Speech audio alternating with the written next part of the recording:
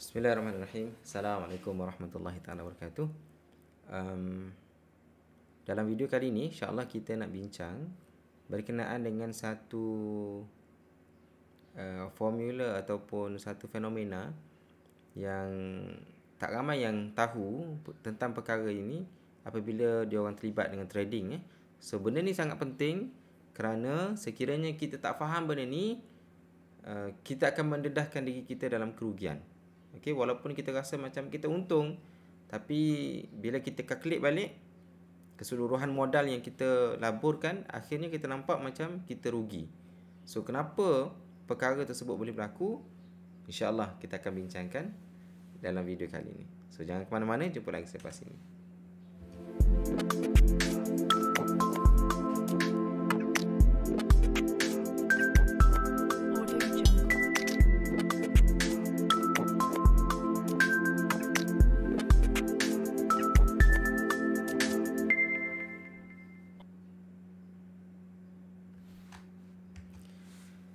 Okey, tuan-tuan semua, sebenarnya saya nak buat video ni video yang ringkas saja sebab saya nak buat perbincangan berkenaan perkara ini sebab saya fikir ramai yang tak tahu tentang perkara ini. So walaupun benda ni sangat penting, tapi saya yakin dan percaya ramai di kalangan kita yang mungkin tak alert tentang perkara inilah, menyebabkan kadang-kadang kita walaupun kita dah ada trading plan, walaupun kita dah ada trading plan everything, tetapi disebabkan kita tak faham tentang perkara ini, akhirnya kita bergelut dengan kerugian demi kerugian. Jadi perkara ini sangat pentinglah untuk kita bincangkan. So make sure anda lihat video ini daripada awal sehingga akhir. InsyaAllah ada sesuatu yang anda semua akan dapatlah. Walaupun mungkin ada di kalangan kita yang dah tahu dah tentang perkara ini. So kita nak bincang berkenaan dengan the math of loss. The math of loss ini adalah satu yang sangat pentinglah untuk dibincangkan. So sebelum kita mulakan, saya bukan qualified financial advisor. Saya bukan broker berlesen, saya bukan penasihat kewangan yang bertauliah. Jadi sekiranya anda memerlukan khidmat nasihat daripada mereka yang profesional, so anda boleh kontak mereka yang ada lesen dengan Suruhanjaya Security. So perkongsian kita adalah untuk tujuan pendidikan sahaja, tidak ada sebarang buy call yang akan diberikan sepanjang perkongsian ini. So kepada rakan-rakan kita yang belum subscribe, saya mohon supaya anda tekan button subscribe dan tekan button loceng untuk kita betul-betul serius belajar. Saya sebenarnya nak target supaya subscriber channel ini mencapai 10,000 subscriber sebelum hujung tahun ini. Sebab saya ada satu projek yang saya nak lancarkan di hujung tahun ini, insya-Allah. Jadi sebelum saya lancarkan projek itu, saya nak make sure yang channel ini mempunyai 10,000 subscriber. So bantu saya untuk kita kembangkan channel ini bersama-sama, untuk kita memaksimumkan manfaat kepada rakan-rakan kita yang lain yang mungkin belum mengetahui wujudnya channel ini. Jadi so kita terus pada subjek kita. Sebelum itu, macam mana tuan-tuan portfolio tuan-tuan semua? Yang ni saya screenshot apa yang alhamdulillah lah yang rezeki saya semalam. Sepatutnya saya tak tunjuk counter ni, tapi it's okay lah. This is not buy call. Ini bukan buy call. In fact saya dah keluar pun counter ni. So alhamdulillah semalam saya sempat secure profit 70% daripada counter KGB lah. Dan insyaAllah tuan-tuan semua, nanti di hujung video ni nanti saya akan post satu padlet, yang mana saya nak minta tuan-tuan semua sebagai homework, tuan-tuan buka chart KGB ni. So tuan-tuan kena analisa menggunakan teknik analisis yang kita dah belajar sebelum ini. So tuan-tuan cuba fikirkan kenapa counter KGB ni boleh membuat kenaikan begitu semalam. So itu adalah homework yang mungkin kita akan bincangkan jawapannya dalam video seterusnya lah. Sekiranya ada respon yang menarik ataupun yang banyak lah dalam padlet tersebut, insya-Allah saya akan komen.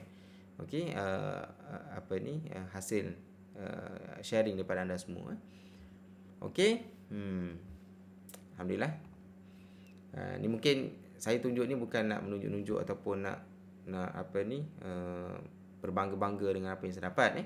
Cuma ada di kalangan kita yang bila saya buat video, saya share dalam channel, kadang-kadang ada yang kata saya ni bukanlah trader ataupun investor yang profesional, okey, sekadar berkongsi benda-benda yang remeh-temeh contohnya kan. Tapi saya kena tunjuk juga kadang-kadang result ni supaya tuan-tuan semua mungkin ada sedikit keyakinan lah untuk kita terus belajar. Bukanlah saya kata saya ni expert sangat, tapi alhamdulillah lah pengalaman dan juga apa yang saya belajar daripada guru-guru saya mematangkan sedikit saya dalam pasaran lah, alhamdulillah.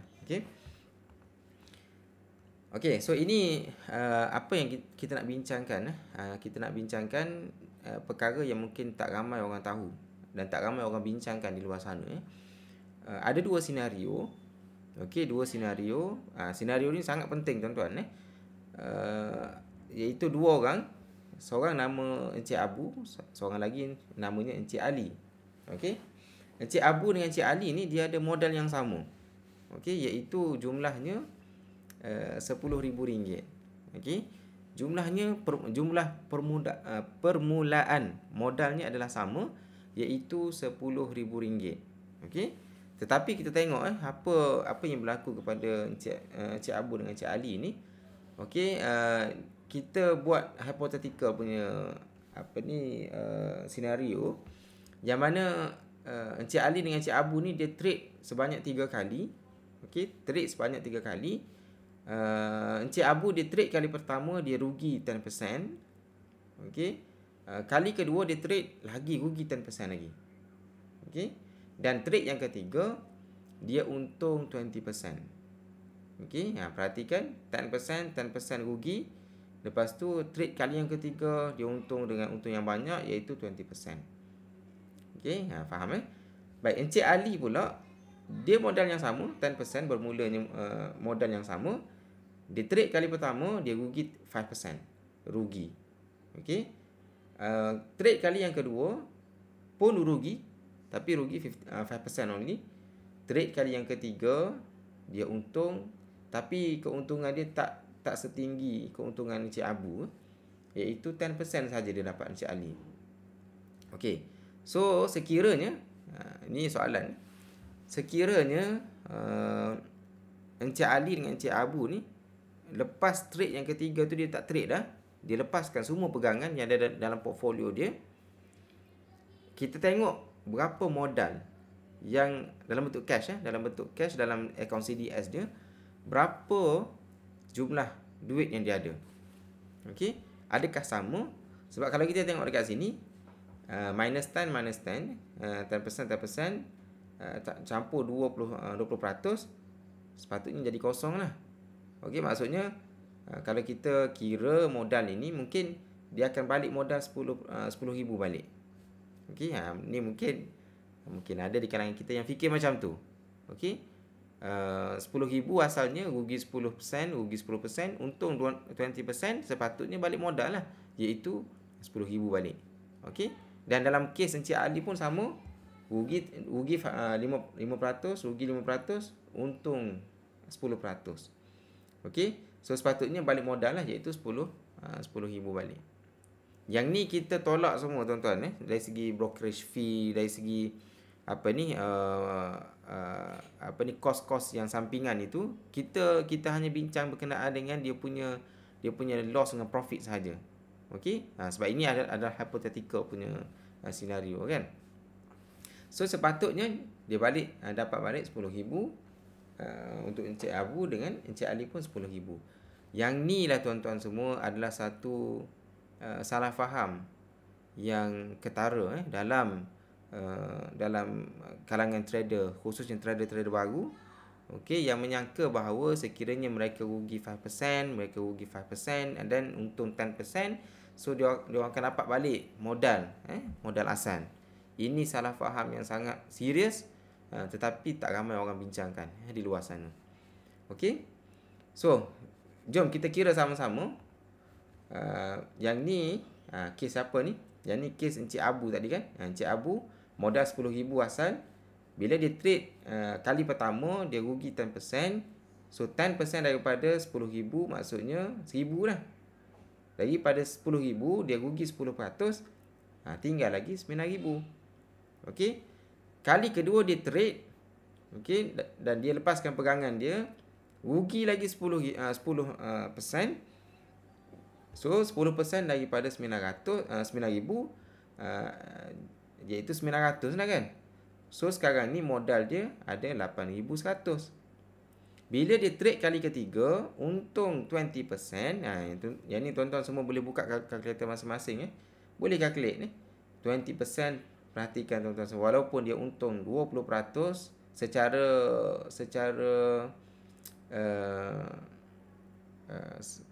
kalau kita tengok secara matematik biasanya, tolak 10%, tambah 20%, sepatutnya modal asal lah. Kembali kepada modal asal iaitu RM10,000. Tetapi hakikatnya Encik Abu ni di hujung dia trade kali ketiga itu, modal dia ada 9,720. Okey, dan sekiranya kalau kita kira sekarang ini dia mengalami kerugian iaitu sebanyak 280. Okey, kerugian sebanyak 280 tuan-tuan. Okey, bukan sikit 280 ni. Daripada 10,000 280 rugi. Yang bahayanya lagi, Encik Abu ni dia fikir bahawa dia ni untung ataupun dia ni balik modal. Sedangkan sebenarnya dia rugi. Yang ni tak kira lagi dari segi brokerage fee, benda-benda yang kos-kos sampingan itu tak kira lagi. Yang ni based on dia punya kita kata hypothetical sajalah. Of course kalau reality sebenar lagi banyak rugilah. Sebabnya kita kena consider juga kos-kos sampingan untuk dia trade. Okey. Untuk Encik Ali, Encik Ali pun sama, modal RM10,000, trade kali pertama dia rugi 5%. Okey. So 5% sepatutnya daripada RM10,000 berapa tuan-tuan? 500. Okey. So rugi 500, maksudnya modal lepas dia trade dia akan dapat 9,500. Okey, trade yang kedua rugi lagi 5%. So 5% daripada 9,500 ini berapa? Tuan-tuan boleh kira lah. So dia dapat 9,025. Okey. And then trade kali yang ketiga dia untung 10%. So sekarang ni modal dia, okey, dari bentuk cash dalam CDS account dia RM9,927.50. Okey, so kerugian dia RM72.50. Ni yang ni tuan-tuan semua mungkin boleh bantu saya untuk kira balik. Mungkin saya ada kesilapan sebab saya buat slide ni dengan cepat So basically mungkin betul dah So apa moral of the story? Apa dia punya pengajaran dia? So walaupun kita kata okey ni Encik Abu punya situasi, rugi 10%, untung 20%, ruginya 280. Encik Ali 5%, untung 10%, dia hanya kerugian dia RM72.50. Okey. So apa pengajaran kita dapat daripada sini tuan-tuan? Ini sangat penting, yang mana trader baru kebanyakannya tak tahu benda ni. Okey, dia rasa okey kalau rugi it's okay lah. Kita kita comeback, kita cuba untuk recover balik daripada kerugian itu. Bila rugi 10%, dia ingat bila dia akan cuba untuk dapatkan 10% balik. Which is kalau itu strateginya, sebenarnya strategi yang sangat merugikan. Dan masalahnya dia tak sedar bahawa strategi itu adalah strategi yang salah. Kalau dia rugi 20%, dia rasa okey, esok tak apa. Kita akan cuba buat supaya kita akan untung 20%. Kalau itulah strateginya tuan-tuan, percayalah bahawa strategi itu akan gagal. Okey, akan gagal. Sebab ramai yang tak tahu realiti bahawa yang ni dipanggil mathematics of loss. Kalau dalam ada satu artikel dalam investing.com bincang tentang perkara ini. Okey. So kita terus ini the math of loss dalam investing.com. Okey. Yang ni ramai tak tahu ni. Kalau ini ada satu table lah yang di apa ni sebut dalam artikel tersebut. So saya copy paste je. Sekiranya modal 10 ni modal yang sama iaitu 100,000. Kalau kerugian kita 10%, okey. 10% which is 10,000 lah. Untuk kita recover balik 10% ini, okey, kita perlu membuat 11.11%. 11.11%. Kalau 10%, rugi 10%, sekiranya kita nak break even balik, kita nak dapatkan modal sebagaimana modal permulaan, kita kena buat keuntungan sebanyak 11.11%. Okey. Sekiranya 15% kita rugi, kita nak pastikan kita dapat balik modal asal kita. Okey, kita kena buat 17.65%. Begitulah seterusnya tuan-tuan semua. Sekiranya kalau kita rugi 50% contohnya, 50% kita rugi, untuk mendapatkan modal asal kita, kita kena trade dan kita kena make sure kita dapat untung sebanyak 100%. Ini ramai orang tak tahu ni. So semakin banyak, semakin banyak kerugian yang kita buat cut loss, semakin susahlah kita untuk membuat comeback ataupun untuk kita dapat balik modal asal kita. Yang ni tuan-tuan, ramai orang tak tahu. Ramai orang tak tahu. Kalau tuan-tuan dah tahu, tahniahlah yang tuan-tuan adalah dalam kalangan mereka yang beruntunglah tahu benda ni. Tapi hakikatnya ramai tak tahu benda ni.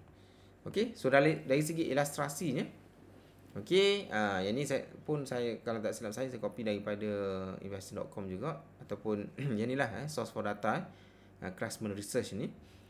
So sama juga, cuma saya demonstrate dalam bentuk dalam chart macam ni supaya kita lebih nampak. So kalau rugi 10%, kita kena buat 11% untuk kita dapatkan modal asal kita. Okay, if you lose this amount 20%, kita kena buat 25% for that untuk kita mendapatkan balik kita punya modal asal kita. Begitulah seterusnya. Nampak dia punya perkembangan ini secara eksponensial. Dia bukan linear. So ini perkara yang sangat penting untuk kita faham lah. Sangat penting untuk kita faham. Alright. The most important commodity loss during such a period is time. So masa ini adalah satu modal yang sangat penting.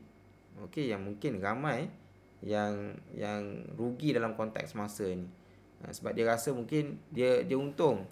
Tapi sebenarnya bila tengok balik, bila calculate balik semua dia punya pegangan dia dalam mana-mana saham, totalnya mungkin rugi. Dan bukan sedikit orang macam ni, ramai orang yang dia rasa dia untung tapi sebenarnya pada hakikatnya dia sebenarnya rugi. Kalau kita tengok dekat trading view tuan-tuan. Sekejap saya share trading view.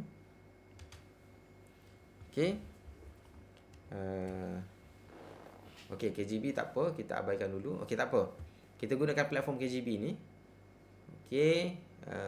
Kita nak tahu bila kita buat entry contohnya. Sekejap, ini bukan buy call Saya pun dah keluar dari counter ni. So katakanlah kita beli waktu breakout ini. Waktu breakout candle ini. Waktu breakout candle ini, katakanlah kita ambil dekat situ. Sorry. Saya kena delete semua dulu. Katakanlah saya delete, katakanlah saya beli dekat sini.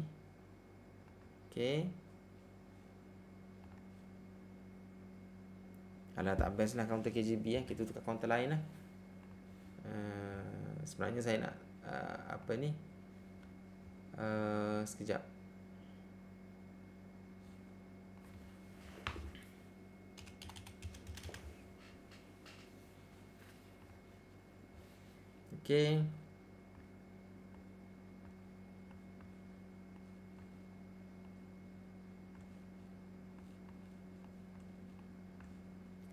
Okey, K power K power. Alright. So katakanlah kita buat entry dekat sini. Okey. Mungkin kita buat entry ni dengan anggapan kita apa ni, buy on dip. Okey, katakanlah kita beli dekat sini. Dekat ni candle ini. Okey. So kita target kita contohnya 10%. Okey, so target kita 10%, tapi hakikatnya bila contohnya kita target dekat 10% tapi harga tak naik sampai 10%, so dia turun, sepatutnya kita cut loss dekat area situ. Okey, sepatutnya kita cut loss dekat area sini, ataupun paling banyak pun mungkin area sini sebagai support last Okey. Mungkin kat situ 10% sepatutnya kita cut loss. Okey, 10%. Okey, ni susah sikit. Alright. Katakanlah kita nak cut loss dekat 10%. Sekejap. Alah, susah dah dapat dah tadi. Okey. Sekejap. Okey, 10%. Sepatutnya kita cut loss 10%. Okey, tapi kita hope analysis. Okey, hope analysis. So apa yang berlaku daripada situ? Okey, katakanlah kita beli dekat situ dekat sini candle ni. Alright, dan waktu 10% tu kita tak keluar lagi. Kita pun letak harapan sampai dekat sini baru kita nak keluar, contoh sampai 20% baru kita nak keluar. So kita ambil 20%. Susah nak dapat 20%. Okey, tak apalah. Okey, 20% baru kita nak keluar. So apa kesannya tuan-tuan semua? Apa kesannya sekiranya kita dalam trading plan asal mungkin 7%, maksimum 10% kita kena keluar. Tapi kita rasa kita confident dengan syarikat ini, fundamental dia strong, dia punya QR report pun cantik, dia punya fundamental analysis ni nampak convincing, dan kita terus membuat hope analysis. Walaupun secara teknikalnya nampak tak cantik, tapi kita still bagi komitmen kepada counter ini. So apa yang berlaku tuan-tuan semua? Walaupun dia turun 20%, okey, sekiranya kita nak recover balik daripada modal yang kita dapat ni, kita nak recover balik, katakanlah kita buat cut loss pada 20% ini, sekiranya kita nak buat comeback, okey, nak mendapat balik modal asal kita, okey, tengok sebenarnya benda yang sama je. Nampak tak? Okey, kita memerlukan almost 25%. Okey. 20% kita buat cut loss untuk kita dapat modal kita balik sebagaimana yang kita bermula pada keadaan asalnya, kita kena buat 25%. Okey. 25%. Benda yang sama dengan apa yang kita share sebelum ini. Sekejap Okey, benda yang sama je. Okey. Kalau kita rugi 20% untuk kita recover balik kita punya modal asal kita memerlukan kita perlu buat strategi supaya kita buat profit sebanyak 25%.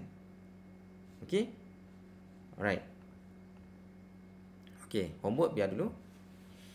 Okey, so kita nak bincang apa moral of the story. Kita nak bincang apa sebenarnya motif saya ceritakan benda ni.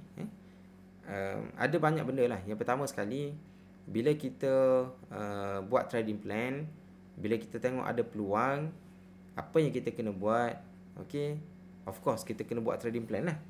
Okay, dan sebelum kita buat decision untuk masuk, tuan-tuan punya cut loss kan, bila kita set kita punya stop loss ataupun cut loss level itu, secara peribadi saya biasanya saya ambil 5% lah, 5%. Okey, sekiranya kalau level support, yang mana support itu kalau pecah saya akan keluar, saya akan calculate dia punya risk reward ratio. Sekiranya saya punya risk saya melebihi 5%, mungkin maksimum pun 7% lah. 6%, 7%, yang mana saya punya profit ataupun saya punya reward saya melebihi 10%, barulah saya akan consider, seriously consider untuk buat entry. Sekiranya saya punya risiko more than 10%, saya tak akan buat entry. Walaupun dia punya technical analysis nampak cantik, dia punya breakout macam-macam, tapi sekiranya saya punya risiko saya tinggi, more than 7% biasanya, saya tak akan buat entry. Okey. Paling maksimum pun 10% lah. 10%. 10% tu termasuk dia punya termasuk dia punya buffer punya ni kan, area kan. So kalau kita ada support, contohnya sekejap. Contohnya dalam kes ni lah, dalam kes ni contohnya kalau saya buat entry dekat situ, contohnya saya akan calculate saya punya risk. Okey, kalau dalam konteks ni 10% rugi. Okey, risiko kan. Ataupun saya nak ambil dekat sini pun boleh. Okey, 7%. Okey, walaupun dia membuat macam reversal dekat sini dengan volume yang tinggi, agak tinggi, okey, agak signifikan, tapi saya tak akan masuk counter ni. Sebab apa? Sebab dia punya risiko dah tinggi. Okey, dia punya risiko ni tinggi. Jadi dia punya reward pula, kalau saya masuk dekat sini, area situ, okey, reward dia mungkin dia akan ada resistance sebelah kiri ni. Okey. Dan paling tinggi mungkin dia akan memantul dekat situ 13. Jadi bagi saya tak sampai 1 to 2 punya ratio. Okey, risk reward ratio. Jadi saya tak akan buat entry. Okey. Dalam konteks ni saya tak akan buat entry lah. Okey. Benda ni saya ada bincang kan dalam buku buku chart pattern analysis yang tengah saya tulis sekarang ni, yang insya-Allah kita akan lancarkan di hujung tahun ini, insya-Allah. Okey, itulah benda yang saya nak bincangkan dalam video kali ini. Okey, cuma sebagaimana saya sebut tadi, homework tuan-tuan. Okey, so tuan-tuan semua boleh buat homework ini, dan insya-Allah kita akan bincangkan finding ataupun apa yang tuan-tuan share dalam Padlet ini dalam video yang akan datang. Okey, insya-Allah. Sekiranya ada respon lah. Kalau tak ada orang post dalam Padlet ini, so mungkin saya takkan komen lah. Ataupun kalau saya tak puas hati, mungkin tak ramai yang post. Okey, kalau yang post pun mungkin tak banyak benda yang menarik, yang mungkin tak mencapai objektif saya buat homework ini. So mungkin saya tak akan komen jugalah. Okey, sebagaimana yang sebelum ni kita buat homework berkenaan dengan teknik BBRSI. Alhamdulillah ramai yang respon dekat dalam tu, berpuluh-puluh orang, dan insya-Allah kita komen lah setakat yang termampu. So sama juga konsepnya dengan homework kali ini. Sekiranya tuan-tuan semua buat homework ini, insya-Allah kita akan cuba untuk komen, untuk kita memantapkan lagi kefahaman kita dalam video yang akan datang, insya-Allah. Okey, tuan-tuan semua, sebagaimana yang saya sebutkan tadi, okey, sekiranya tuan-tuan belum subscribe channel ini, bantu saya tuan-tuan, bantu saya untuk subscribe, dan ajak rakan-rakan yang lain untuk sama-sama subscribe channel ini, supaya dia terus memberi motivasi kepada saya untuk terus berkongsi, okey, kepada rakan-rakan kita yang lain. So make sure kita ramaikan trader-trader, khususnya trader-trader yang baru, okey, yang mungkin tak ada modal untuk pergi kursus yang berbayar. So ini mungkin alternatif yang terbaik mungkin untuk kita sama-sama bincang dalam akademi ini, iaitu walaupun akademi tapi sebenarnya channel YouTube je tapi insya-Allah lah ramai yang respon yang positif. So tuan-tuan semua bantu saya untuk capai 10k punya subscribers sebelum berakhirnya 2021. So saya kira itu saja perkongsian kita pada kali ini. InsyaAllah saya mohon maaf sekiranya ada sebarang ralat, sebarang mungkin maklumat yang kurang tepat dalam perkongsian kita pada kali ini. Sekiranya tuan-tuan ada komen ataupun pertanyaan, mungkin boleh turunkan dalam ruangan komen di bawah. Terima kasih. Sebelum saya lupa, link homework kita saya ada letakkan dalam ruangan description di bawah, insyaAllah. Wallahu a'lam. Terima kasih. Assalamualaikum warahmatullahi taala wabarakatuh. Jumpa lagi.